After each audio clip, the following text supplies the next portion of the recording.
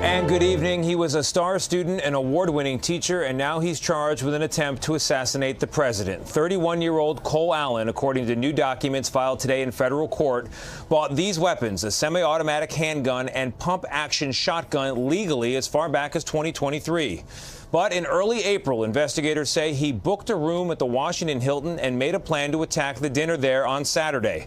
According to his own writings, his targets included President Trump and members of the administration. And he would go through most everyone to get there. Allen has not yet entered a plea. Chief Correspondent Matt Gutman has been following the investigation from the very beginning, and he joins us now. Matt, what more have we learned? Tony, we now know that suspect allegedly planned this attack weeks in advance and that he himself had written that he was surprised at the light security footprint at this hotel. We also spoke to a witness who saw him race past security, and she noticed that the doors to the ballroom at the time were open, so she ran downstairs herself to close them. 2 days after allegedly charging towards that Washington ballroom Saturday night, Cole Allen was in a federal courtroom today facing formal Department of Justice charges of the attempted assassination of a president. Make no mistake, this was an attempted assassination of the President of the United States, with the defendant making clear what his intent was: to bring down as many of the high-ranking cabinet officials as he could. President Trump has faced two previous assassination attempts, both during the 2024 campaign. Prosecutors also brought two federal gun charges against the California teacher, alleging he was armed with a 12-gauge shotgun, 38 semi-automatic handgun, and 3 knives.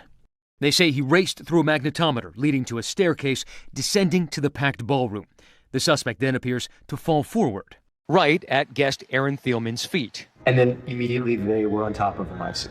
At that point, I saw that he had his hands out in front of him on the ground, and the shotgun had fallen to his side, so he dropped his gun, and I deemed it safe to get the hell out of there. Within seconds, you can see Secret Service agents emerging from those doors. I ran downstairs. And what did you see about these doors? The doors were wide open, and I was very concerned because we had the line of succession for our country in the ballroom, and I didn't know what they knew. So I started shutting the ballroom doors.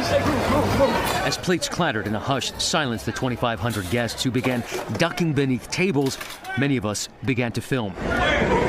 It took about 10 seconds for officers to reach the president. It took security teams more than 3 minutes to clear top administration officials. The president and 12 of the 18 in the top line of succession were safe. A breakneck investigation began into how the suspect got that close, revealing that Allen, a 31-year-old from near Los Angeles, booked his room at the hotel on April 6th. President Trump announced he would attend the dinner on March 2nd. Allen checked into the Washington Hilton on Friday, April 24th, the day before the dinner, traveling cross-country with his weapons by train, said officials. The Secret Service said its safety net worked, but top officials tonight are facing tough questions. Law enforcement did not fail. They did exactly what they are trained to do. This was not an accident. It was the result, as we know now, of preparation. In an email to family, timed to be sent just before the incident, police say the suspect himself expressed surprise at the security footprint. He wrote, "I walk in with multiple weapons, and not a single person there considers the possibility that I could be a threat. The security at the event is all outside, because apparently no one thought about what happens if someone checks in the day before." And Tony, the White House Correspondents Dinner has been held at the Hilton here for decades with largely the same security protocol. What has changed, and the White House acknowledges this, is the threat environment in this country, the rise of political violence. Tony. Yeah, we all feel it, Matt. Thank you very much. Even as the Justice Department gathers evidence, some corners of the internet are brewing with conspiracies about the attack. In her interview Sunday with President Trump, 60 Minutes contributing correspondent Nora O'Donnell asked the president about this now familiar part of political life. Nora, tell us what he said. Good evening, Tony. We did learn a lot from our interview about what happened during that security scare. But there were so many questions that rumors and conspiracy theories flooded the internet. One of the most prominent was that the attack was staged, suggesting a plot to distract from his declining poll numbers or the war in Iran. Now, there's no evidence of that, but the term staged was shared hundreds of thousands of times on X, and we asked the president about it. I hesitate to ask you about this, but as you know, these conspiracy theories out there on the left and the right, that the event was staged or that it didn't happen. Last night didn't happen? That it was because it was your first time there, or that Butler didn't happen. These conspiracy theories that are gaining traction on the internet. October 7th didn't happen, and World War II didn't happen, and the Holocaust didn't happen, and many things didn't happen. Yeah, no, I hear it. I don't know. I think they're more sick than they are con people, but there's a lot of con in it too. I haven't heard that last night didn't happen. Usually it takes a little bit longer. Yeah. Usually they wait about 2 or 3 months to start saying that. The president told us he wants to reschedule the White House Correspondents Dinner within 1 month. There are discussions underway today on if and when that will happen. Tony? Meanwhile, the business of the White House continues. Late today, King Charles and Queen Camilla arrived for a state visit, even amid questions about security on Saturday, and also who's to blame for what everyone seems to agree is a heightened threat of political violence. Here's senior White House correspondent Ed O'Keefe. President Trump welcomed King Charles and Queen Camilla to the White House today, the start of a carefully planned multi-day royal tour, now cloaked by even more security. This is the third major assassination attempt against President Trump in 2 years. Press Secretary Caroline Leavitt said the president stands by the Secret Service, but acknowledged improvements may be considered. I definitely wouldn't say changes are out of the question. The Secret Service director visited Capitol Hill today to answer questions from senior lawmakers about the incident, while White House Chief of Staff Susie Wiles is set to lead a review of the attack and how to balance safety with the president eager to appear at large public events. So there's many exciting events I know the president wants to be part of and will be part of moving forward. Less than 2 days since the incident, there's bipartisan agreement that heated political rhetoric is inspiring violence. But each side still blames the other. This hateful and constant and violent rhetoric directed at President Trump day after day after day for 11 years has helped to legitimize this violence and bring us to this dark moment. Leavitt called out past comments by Democratic House Minority Leader Hakeem Jeffries, who this month said we're in an era of maximum warfare. And this so-called White House press secretary wants to lecture America and lecture us about civility. Get lost, clean up your own house before you have anything to say to us about the language that we use. The White House also seized on the shooting as reason to quickly complete a new ballroom on White House grounds. We absolutely believe that there is no better example of why this ballroom is necessary. The administration wants a lawsuit challenging the legality of the project dismissed, but the National Trust for Historic Preservation, which brought the suit, refuses to do so.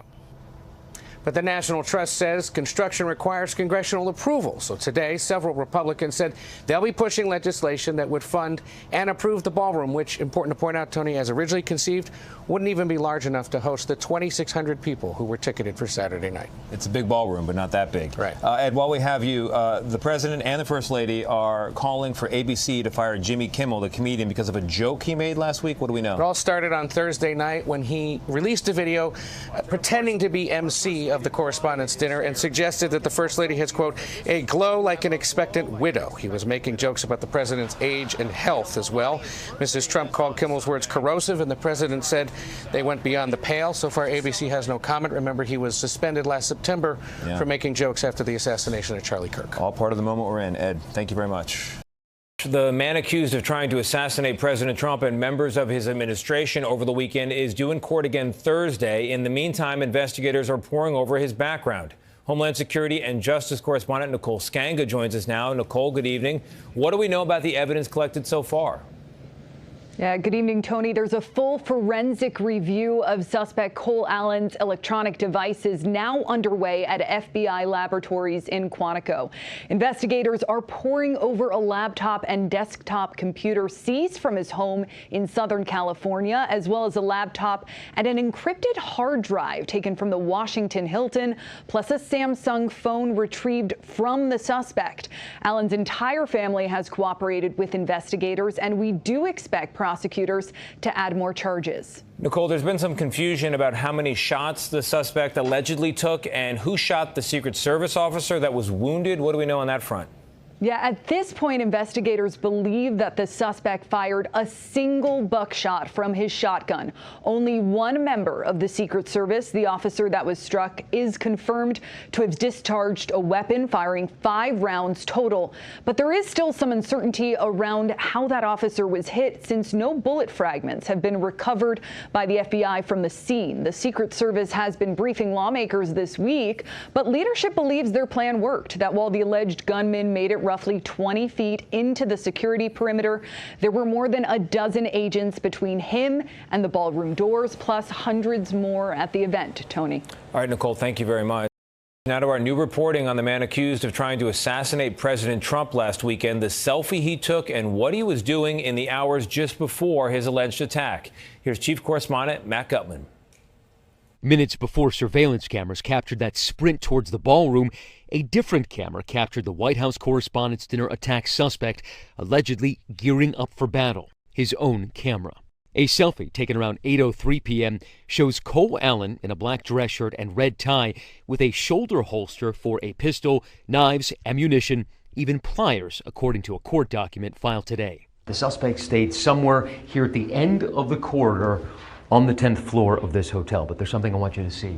Just steps away from these rooms is this stairwell, and that leads directly down the stairs to that terrace level. That was at about 8:15 p.m. The document says he had already checked a presidential tracker online, and that at 8:27 p.m. the suspect accessed a website broadcasting the event live. These images obtained by the Washington Post show Allen hunched as he allegedly fired one blast from his shotgun as the uniformed Secret Service agent at the bottom of your screen quickly pulls his weapon and begins to fire.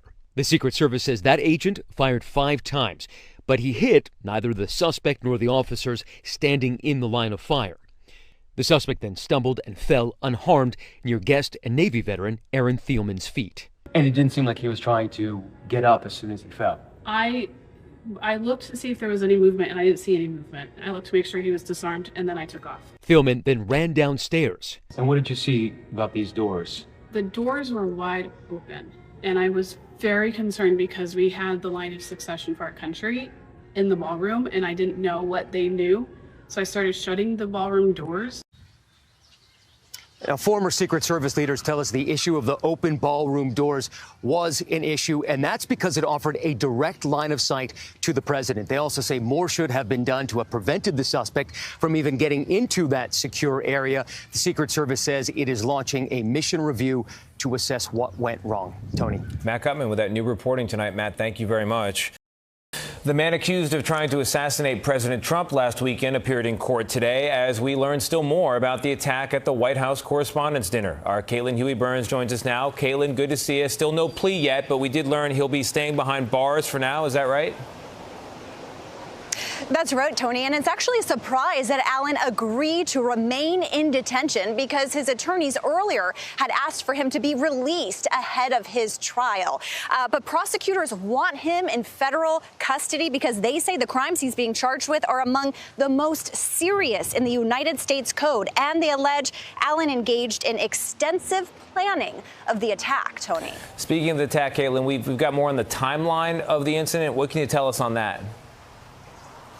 That's right. CBS News has learned from sources that 7 seconds elapsed from the time he burst through a set of double doors, ran past a security checkpoint, lost his balance, and was apprehended by law enforcement. And in between that time, the Secret Service says the suspect used a shotgun to shoot one of their officers at point-blank range, who was slightly injured. And now Allen is charged with attempting to assassinate President Trump, along with 2 other gun charges. And Tony, we're also expecting prosecutors to bring another charge, assaulting a police officer. And Allen is due back in court on May 11th, Tony. Caitlin, thank you very much.